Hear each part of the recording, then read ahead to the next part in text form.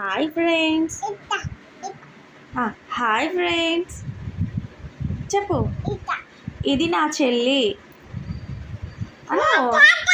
అబ్బో, ఇది నా చెల్లి. ఇది నా డ్రెస్. ఇది నా హెయిర్. నా పేరు ప్రిన్సీ. నేను గుడ్ గర్ల్ని. నేను చాక్లెట్స్ తినను. బిస్కెట్ తినను.